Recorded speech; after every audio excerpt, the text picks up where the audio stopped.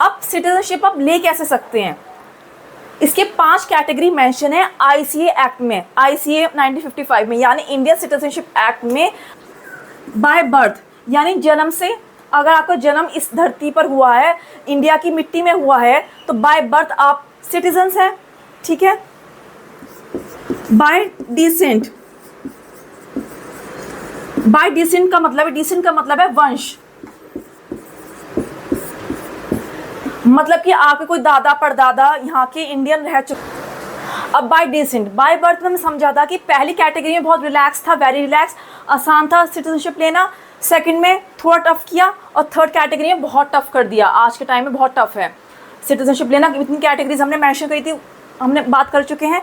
अब डिसेंट में उल्टा है, पहले के टाइम में बहुत टफ था, फिर थोड़ा रिलैक्स किया, अब थोड़ा आसान कर दिया है। पहले हम क्या बात करते हैं, 26 जनवरी 1950, ऑन एंड आफ्टर 26 जनवरी 1950 से 10 दिसंबर 92 से पहले जितने भी लोग हैं वो बाय डिसेंट, मतलब फादर उनका इंडियन होना चाहिए। वंश की बात करिए तो मतलब क्या है, वो कहीं और जन्म ले सकता है। बाय बर्थ का मतलब क्या है कि इंडियन धरती में, इंडिया की जो धरती है उसमें जन्म होना चाहिए बच्चे का। डिसेंट में क्या है, फादर को इंडियन होना चाहिए चाहे बच्चा अमेरिका में पैदा हो जाए, ठीक है। यानी उसका वंश जो है, उसका जो फादर है वो तो इंडिया है ना। जब भी तो टफ हो गया था यहाँ पे, बच्चा आप चाहे कहीं पैदा हो। डिसेंट का मतलब क्या है, बाय बर्थ में है कि इंडियन धरती, इंडिया की मिट्टी में बच्चा पैदा होना चाहिए, वो बाय बर्थ की कैटेगरी थी। बाय डिसेंट में क्या है, बच्चा अब कहीं पैदा हो सकता है, अमेरिका में हो, जापान में हो, पर उनमें से अगर फादर जो है, खाली फादर इंडियन है, तो ही आपको इंडिया की सिटीजनशिप मिल सकती है, ठीक है। तो उस टाइम क्या हुआ, अब बहुत सी जो लेडीज़ है वही बाहर जाकर काम करती हैं, ठीक है, वो भी इंडियन है।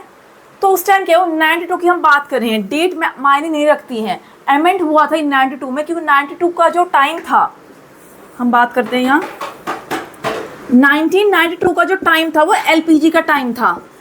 एलपीजी मतलब लिबरलाइजेशन, प्राइवेटाइजेशन और ग्लोबलाइजेशन, ठीक है। ग्लोबलाइजेशन का मतलब क्या है कि हम जो आपसी संबंध हैं दूसरे देशों से, आदान प्रदान जो चीज़ें हो रही थी, एक्सपोर्ट इंपोर्ट हो रही थी, हमको नेटवर्किंग जो है, मार्केटिंग जो है वो हम मजबूत बनाना चाह रहे थे। जैसे उस टाइम, पहले के टाइम अगर मैं कुछ सामान बेचना चाहूँ अमेरिका में जाके, पहले के टाइम बहुत टफ था, अब आसान है, ठीक है। तो हम ग्लोबलाइजेशन को मजबूत बनाना चाह रहे थे, इन्वेस्टमेंट चाह रहे थे हम उस टाइम कि हमारे देश में इन्वेस्टमेंट हो, हमारे देश में पैसा आए। तो 92 में इस जो टाइम पीरियड में डेट का इम्पोर्टेंस नहीं है, खाली ईयर का इम्पोर्टेंस है कि 92 में ही क्यों हुआ। 92 जो है एलपीजी का टाइम था, और हम इंडियंस जो है चाह रहे थे कि हमारे देश में इन्वेस्टमेंट हो।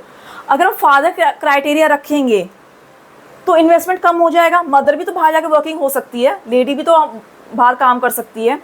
तो हम इन्वेस्टमेंट चाह रहे थे कि हमारे कंट्री में पैसा आए, मार्केटिंग बढ़े, आपसी देशों में जो है रिलेशन मजबूत हो, यहाँ आगे कंपनी इन्वेस्ट करें। तो इन्वेस्ट कैसे करेंगी, जब आप उनको आज़ादी देंगे, उनके बच्चों को आप सिटीजनशिप देंगे, रिलैक्स करेंगे।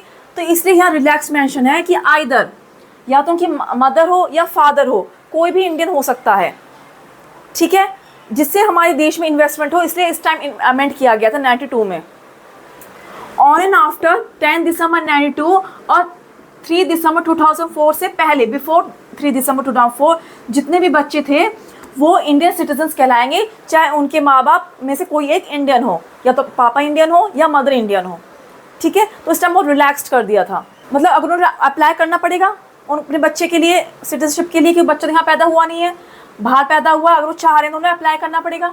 अब थर्ड कैटेगरी क्या है, ऑन एंड आफ्टर 3 दिसंबर 2004, यानी कि 3 दिसंबर को और उससे बाद में, आफ्टर क्या क्या मेंशन किया गया था कि कोई भी पेरेंट हो सकता है, इंडियन हो सकता है, पर आपको अंडरटेकिंग में, यानी कि अंडरटेकिंग मेंशन है, यानी कि आपको राइटिंग में देना होगा कि हम इंडियन सिटीजनशिप अपने बच्चे के लिए ले रहे हैं। अब अमेरिका में माँ बाप रह रहे हैं, सपोज मदर इंडियन है, वो अमेरिका में जाके शादी कर लेती है, तो बाय डिसेंट तो उसका बच्चा इंडियन सिटीजन होगा अगर वो अप्लाई करती है। तो नहीं अप्लाई करती है तो कोई बात ही नहीं है। अगर वो इंडिया के लिए, इंडियन सिटीजनशिप के लिए अप्लाई करती है तो उसका बच्चा क्या होगा, automatically by applying Indian citizen कहलाया जाएगा। पर उसमें कैटेगरी मेंशन करी है कि अगर आप अमेरिका में रह रहे हैं, इंडिया की सिटीजनशिप चाहते हैं अपने बच्चे के लिए, आपको अंडरटेकिंग का मतलब क्या है, राइटिंग में देना होगा कि हम खाली इंडिया की सिटीजनशिप ले रहे हैं, अमेरिका की नहीं। मैंने पहले ही बताया था, इंडिया जो है डुअल सिटीजनशिप को बढ़ावा नहीं देता, मान्यता ही नहीं है, आपको सिंगल सिटीजनशिप लेनी होगी। तो फिर अंडरटेकिंग में देना पड़ेगा कि आप राइटिंग में देंगे कि हमारा जो चाइल्ड है वो खाली इंडियन सिटीजनशिप एलिजिबल या अप्लाई कर रहे हैं, हम अमेरिका की सिटीजनशिप नहीं लेंगे। अगर वो राइटिंग में गलत देते हैं या मानते नहीं हैं उस चीज़ को, तो बच्चे की भी और माँ बाप की भी, दोनों की सिटीजनशिप कैंसिल कर दी जाएगी। ठीक है, ये 3rd अमेंडमेंट जो हुआ था ये कहता है। ठीक है, पर उसको विदिन 1 साल के अंदर रजिस्टर करना होगा अपने चाइल्ड को। ठीक है, कि इंडियन कॉन्सुलेट में कि हम अपने बच्चे के लिए राइटिंग में देना होगा कि हम अपने बच्चे के लिए इंडियन सिटीजनशिप अप्लाई कर रहे हैं विदिन 1 ईयर। ठीक है, टू द इंडियन कॉन्सुलेट। ठीक है, तो ये जो क्राइटेरिया था वो बाय डिसेंट था। आप इस तरीके से आप ले सकते हैं, चाहे आपका जन्म धरती में, आपकी भारत की धरती में हुआ हो या नहीं हुआ हो, पर आपके पेरेंट, कोई सा एक पेरेंट होगा, तो ये 3 कैटेगरी मेंशन थी। ठीक है, आपको समझ में आ गई होगी।